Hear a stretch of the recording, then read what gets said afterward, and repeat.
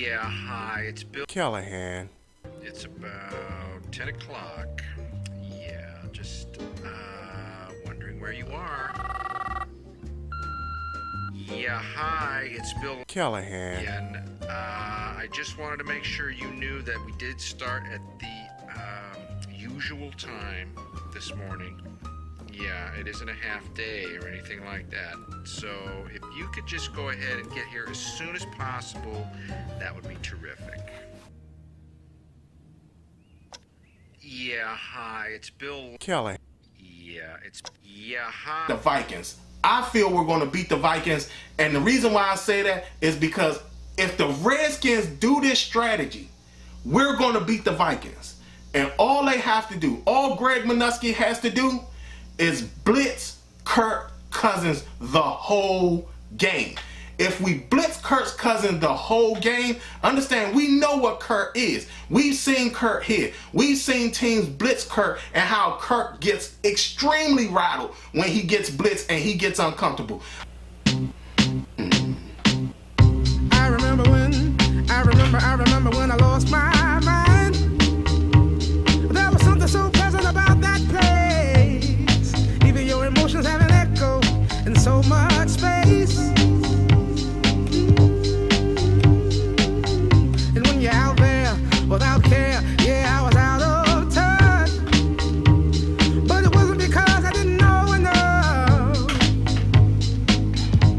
I just knew too much.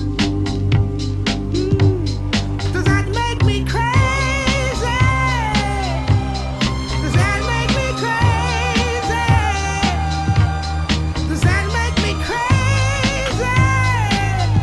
What's going on? This is your man John Fortune, your host of the Frustrated Fan Sports Show. And the Redskins lose to the Minnesota Vikings 19-9 on what was probably the most boring, slow game I've ever seen, even though I'm not really complaining about that. But I will say this, starting the show off. To me, I feel that Thursday night games should be left to teams coming off their bye. Because to me, it seems like when a team plays on Sunday and tries to play on Thursday, you're getting what is basically vanilla everything. And to me, it's more about the teams making sure that they're not the team to make the first mistake versus them actually going out there and trying to really win a game. Because again, this game to me comes down to something that happened, a pick being thrown in the game, which basically adjusted what the outcome of the game was. So I'm going to get into these things and just let y'all listen to it. But to me, again, like I said, Thursday night games should be probably played by teams coming off their bye. Just my opinion. First quarter, the Vikings get the ball. They have a 5-play drive for 50 yards. And Stephon Diggs catches a 30-something yard pass and fumbles. The Redskins recover and they get the ball back. So the Redskins go on offense and they have a 5-play drive for 31 yards. Case Keenum fumbles and Minnesota recovers. So already the game is showing what type of pace it's going to have with back-to-back fumbles. The Vikings get back on offense. They have a 7-play drive for 14 yards and they kick a field goal. Redskins go back on offense, and the first quarter ends with the Redskins driving. Second quarter comes around, the Redskins have a 12-play drive for 53 yards, and they kick a field goal and make it. The Vikings go back on offense, and they have a 9-play drive for 73 yards, and they kick a field goal. Their drive stalls because Matt Ioannidis and Jonathan Allen both have sacks on that particular drive in the red zone. The Redskins go back on offense and they have a 10-play drive for 63 yards and they make a field goal. Now, on that particular drive, Case Keenum gets sacked and he fumbles. Now, the problem with that was that the Redskins was inside the 20. Case Keenum actually had a clear path to run the ball into the end zone and he didn't. Instead, he ran into the pass rush because Eric Flowers clearly pushed the defensive tackle over to the side, which opened up a lane right in the middle for Case Keenum to run down, but he didn't. So the Redskins end up with a field goal. Vikings come back on offense. They have a 7-play drive for 75 yards, and it ends with a Dalvin Cook touchdown with 154 remaining on the clock before the half. They took 1 minute 46 seconds to basically march down the field and basically get the touchdown. So at the half, Case Keenum is 12 of 16 for 130 yards. He already has 2 fumbles. Adrian Peterson has 8 carries for 33 yards. Terry McLaurin has 4 catches for 39 yards. And Paul Richardson has 3 catches for 34 yards. So the offense isn't looking real sharp, but it's not looking real bad either. And the front 3 of the Redskins, not the front 4, not the front 5, the front 3 of the Redskins is playing very well. Third quarter comes out, and we get a shock of the night where, coming to find out, Case Keenum ends up getting a concussion on one of the last plays of the second quarter, and Haskins is now in. The Redskins come out and they go 3 and out. The Vikings go back on offense. They have a 9-play drive for 71 yards and they kick a field goal. The Redskins go back on offense. They have a 50-play drive for 50 yards and they kick a field goal. Haskins got sacked on that drive, but it was because Eric Flowers missed a block that was coming. The guy came right up the middle, and Eric Flowers should have made that block.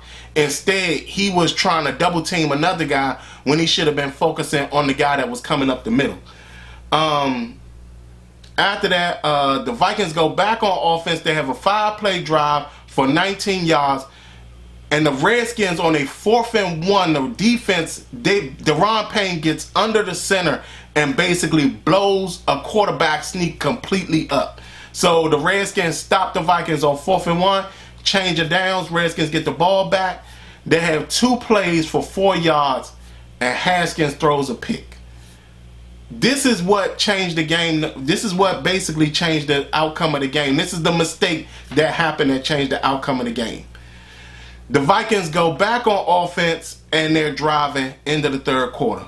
Fourth quarter comes around, the Vikings have an 11-play drive for 54 yards, and they kick a field goal. Redskins go back on offense, and they go 3 and out. The Vikings go back on offense, and they have 14 plays for 77 yards. Now, this particular drive took over 8 minutes before it was done. The Redskins go back on offense. They have 1 play, and the game is over. Now, I'll say this. Dwayne Haskins didn't look ready for this game because you can tell that, and this is why I tell everybody, because there were people that were saying that he's a bust already, but this is why I tell people you have to play the game to understand what's going on. Now, you can tell Dwayne Haskins was not game speed ready when he came into this game. You also saw that in the Giants game. Nobody gets better in practice if you're not used to playing in the game and not used to getting adjusted to the game speed. Now, they do say that they practice hard and things like that, but there's still not that game speed that you need to see when it comes to playing in the games. And I personally feel that when it comes down to it, at 1-7, it's time to go ahead and let the guy play. Because, again, we have to see what we're going to get out of him. Because, again, the Redskins going to have a very high draft pick. I mean, it's insane to say it, but we're going to have a very high draft pick. Might be number 3 overall, might be number 2 overall, depends. But, again, we're going to have a high draft pick. And my fear at this point is that we end up taking another quarterback, which is something that we shouldn't do if we haven't given this guy the opportunity to really go out there and play. Now, along there, let me just say this. You can't have a guy be successful when he only throws 5 passes. He was 3 for 5. How you gonna have him only throw 5 passes? Now, don't get me wrong. The fourth quarter, I kind of understand because the Vikings had the ball pretty much the whole fourth quarter. But still, give the guy a chance to sit up there and make plays. Because, again, yeah, he has to adjust to the speed of the NFL. But guess what? He has to play to do that. And you have to give him the opportunity to play to do that.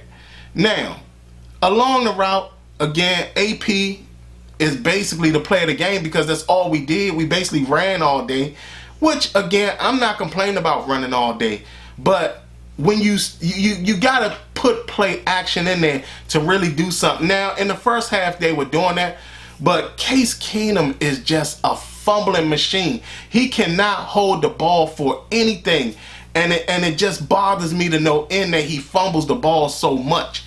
But again, Adrian Peterson, he had 14 carries for 76 yards. Again, not the most great day, but he still had a good enough day. Kirk Cousins was 23 of 26 for 285 yards. I have an issue with that because, again, the front three, Ioannidis, Payne, and Allen, were killing out there. Our secondary was getting murdered. And it was so crazy because Quentin Dunbar went out, Josh Norman came in, and it was almost like they immediately found Josh Norman because he got beat on, I think it was like 2 or 3 big plays that counted in this game. Jeremy Sprinkle, he's an awful blocker. I mean, just one of the worst blockers there is. I mean, he does not block correctly at all. Now, again, I thought he would be a far better blocker, being as though this is his 3rd year. But he doesn't seem to seem like he's adjusted to the NFL when it comes to the blocking and everything.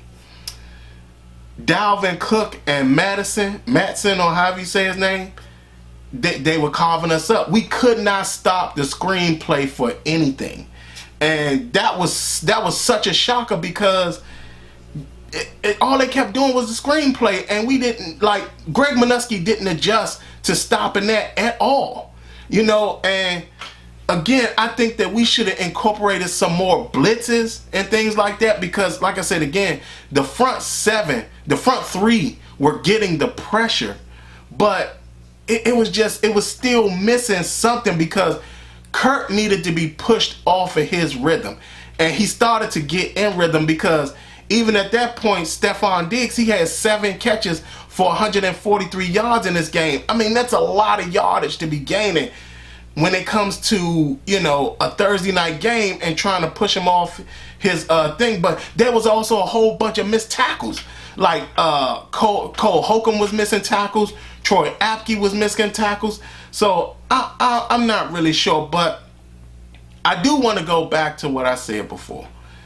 Dwayne Haskins does need time, but he needs to also have game experience because even in his post press conference, he sat up there and said that on his interception, he couldn't really gauge what was really going on because everything is sped up around him. So he rushed the pass instead of sitting up there and like giving it time to really, you know, being able to bring the pass down. Because there were a couple plays. He had one play where he's basically he's basically relying on his arm talent to make up for what he's not seeing at this point.